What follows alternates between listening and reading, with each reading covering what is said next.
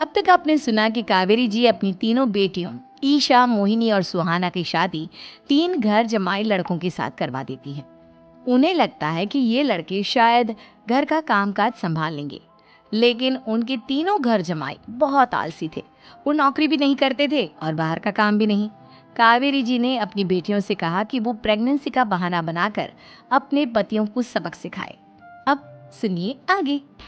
Mummy, आपने जैसा कहा था हमने वैसा ही किया, लेकिन देखिए ना, विवेक का हाल तो वैसा का वैसा ही है। घर में ना सुबह का नाश्ता बनता है और ना खाना। नौकरी पर जाने की बात करूं तो खाने को दौड़ते हैं मुझे। हाँ मम्मी, मैंने भी सुमित को कितनी बार कहा कि अगर नौकरी नहीं करनी तो कोई छोटी सी दुकान ही खोल लो। घर का खर्चा कैसे चलेगा? देखो, दोपहर के 12 बजने आए और जनाब अभी तक सो रहे हैं।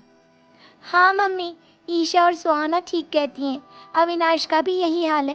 जब मैंने अपनी प्रेगनेंसी के बारे में कहा तो मुझसे कहने लगा, अरे दूसरी लड़कियां तो 9 9 महीने तक नौकरी करती है, बस डिलीवरी के टाइम छुट्टी लेती है। मोहिनी, तुम भी नौकरी करो। अब मुझे कहाँ नौकरी मिलेगी? मम्मी बताओ, अब मैं क्या करूँ? हे भगवान, क्या सोचकर घर जमाई दामाद लाई थी मैं कि मेरी बेटियां मेरे पास रहेंगी और खुश रहेंगी।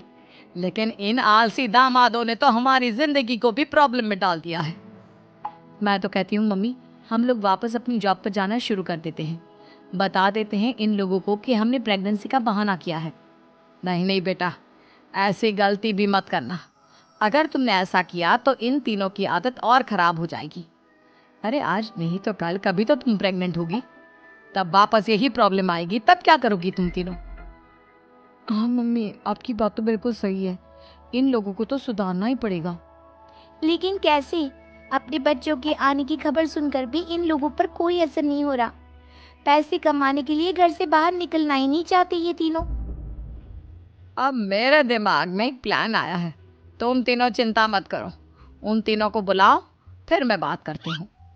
थोड़ी देर बाद कावेरी जी अपने तीनों दामादों को सामने बुलाकर अपनी बात कहना शुरू करती हैं।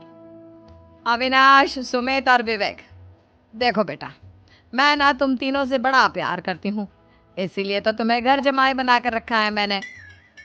अरे मम्मी जी, सीधे सीधे कहिए ना, क्या बात है? प्यार तो हम भी आपको बहुत करते हैं। अरे मम्मी जी, आपकी इज्जत भी बहुत करते हैं।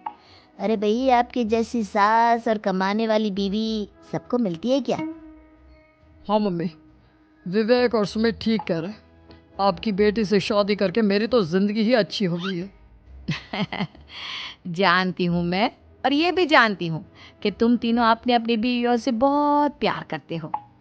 बेटा, बात ऐसी है कि हमारे कुल गुरु ने कहा है कि प्रेग्नेंट होने के बाद मेरी तीनों बेटियां शुरू के 4 महीने हमारे गांव में जाकर रहेगी, जहां मेरे चाचा जी रहते हैं। अरे लेकिन क्यों मम्मी, गांव में जाकर रहने की क्या जरूरत है इन तीनों को? वो क्या है ना बेटा, हमारे परिवार को एक श्राप है। अगर मेरी बेटियों ने यहाँ पर बच्चा पैदा करने की कोशिश की तो उनके बच्चों को कुछ भी हो सकता है। इसलिए अब से लेकर 4 महीने पूरे होने तक इन्हें गांव वाले घर में रहना पड़ेगा। हाँ, तो इसमें प्रॉब्लम क्या है मम्मी जी? हम भी वहाँ जाकर रहेंगे, पिकनिक बनाएंगे। अरे भाई, बीबी जहाँ हम भी वहाँ। हाँ यार, आइडिया तो बहुत अच्छा है। शहर की जिंदगी में रह रहकर परेशान हो चुके हैं, अब कुछ दिन गांव में बिताएंगे। तुम लोग समझने की कोशिश क्यों नहीं करते? तुम में से कोई भी वहां नहीं जा सकता, और मैं यहाँ रहूंगी ना तुम तीनों के साथ। 4 महीने की तो बात है, उसके बाद ये तीनों ही लौट कर आ जाएंगी। ठीक है मम्मी जी, अब हमारे बच्चों का सवाल है तो ये तो करना ही पड़ेगा।